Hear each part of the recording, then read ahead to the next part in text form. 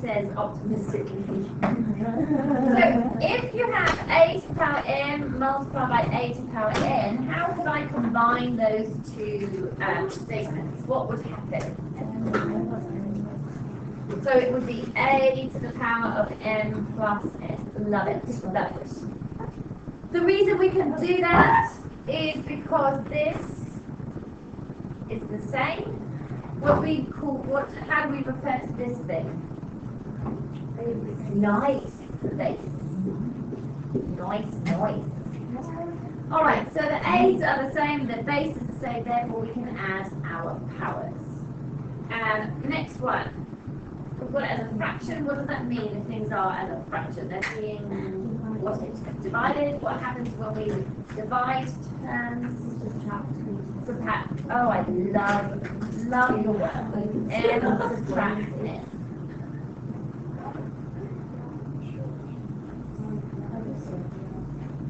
Next one we have, it's in a bracket. We've got a power to a power. What happens there? Okay. I heard it. Multiply. A to the m multiplied by n. So it's just mn.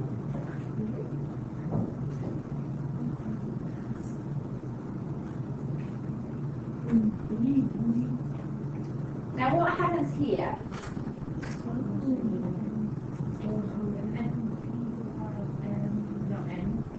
Nice. Love it. Check. So that works if this is another letter or if it's a number. Okay, so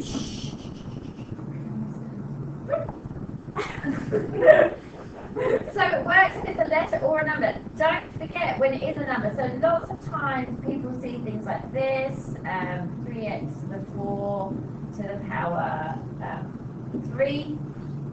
And they will tell me that that's 9x to the 12. Okay, because they think, oh look, I have to multiply things. I have to multiply it.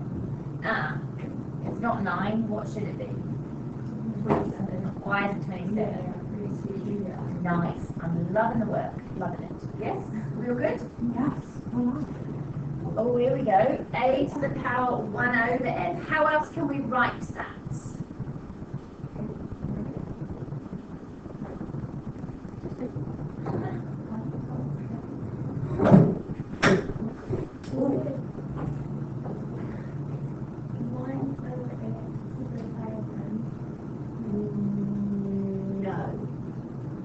If I say that this thing is going to come into play.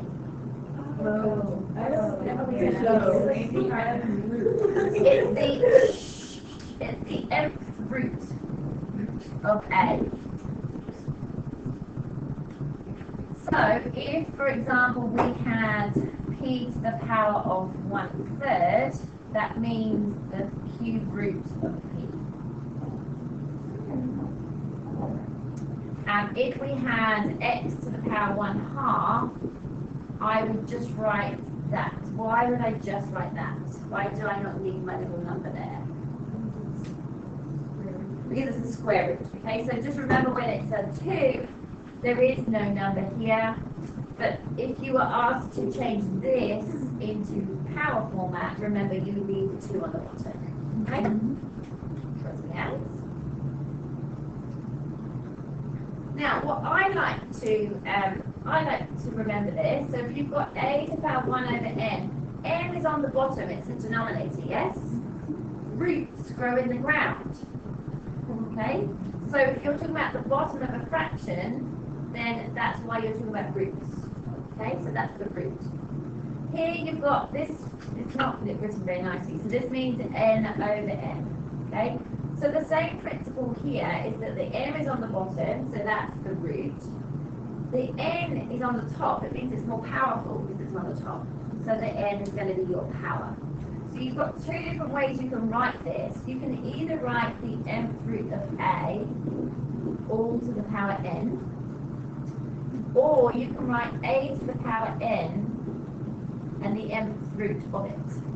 Okay, both of those are equally acceptable.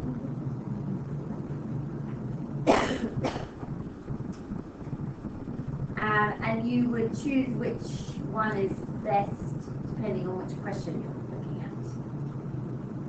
Okay? And then this baby here, a to the, oh, am I going too fast? Oh no, sorry, what did you say? Oh, lesbians, yes. Because we know anything to the power 0 is 1. Be careful with questions like 5x to the power 0. What's that? 5, good, because this part is equivalent to 1, so that's being multiplied by 5. However, if we had this, that would be 1. Yeah, you happy? See the difference? Yes. And here we've got some negative powers.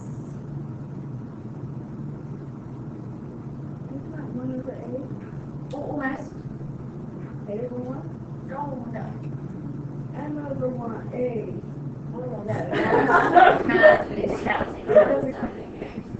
Pardon? Nice. Yeah, I think it's because I taught you all this stuff at the beginning of year 9, wasn't it? I was in my class. I know, but I still remember. I can't say full credit. Okay, so it's a negative power. The power can be written as a positive value by putting it underneath 1. Okay? How am I going to rewrite this last one? Oops, oops, oops. Too excited? Which thing is raised to the power? Just the A. So where's the B going to sit? In the front.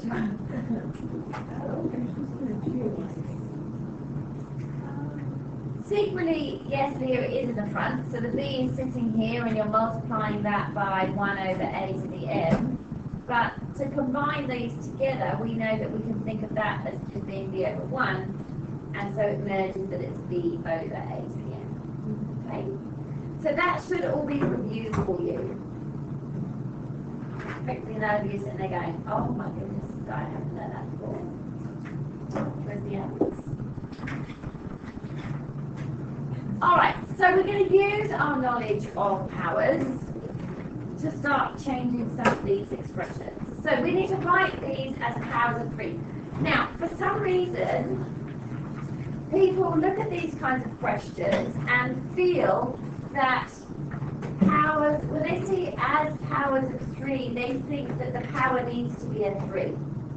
What this means is that you've got a 3 to the power of something. That's what this means. So when it says as powers of 3, it means your base is 3, and you're going to rewrite it with a power. Okay? It doesn't mean that the power has to be the number 3. Are you all clear on that? So at the moment I've got 9 multiplied by 3 to the power 4. I can't do anything with this at the moment because I have different bases. So what do we know we can do with the number 9? Go on. We can square root it. Or in other words, I'm going to rewrite it in a different way. How else can I, instead of writing the number 9, what could I write? Trillions. So I'm going to rewrite it as 3 squared multiplied by 3 to the power 4. Which then becomes 3 to the power. Oh my gosh, we're awesome. Alright, next one. Similar situation, we've got another 9. So instead of this 9, I'm going to do the same thing, I'm going to write 3 squared. So I've got 3pm, and I'm dividing by 3 squared to the power p. So notice I need to keep my brackets in there. Because now I'm going to try and get rid of my brackets. So how can I get rid of my brackets? I've got 3pm divided by what? 3 to the power of 2p. 2p or not 2p?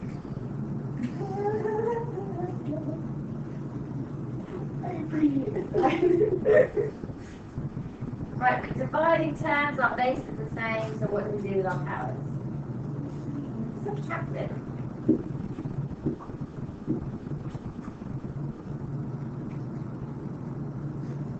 Awesome. Alright, 1 over root cube root of 27? What's the cube root of 27? 3. Okay, so straight away we can say that that's 1 over 3. But we need to write it as a power of 3. So now what's going to happen? Negative what? Oh,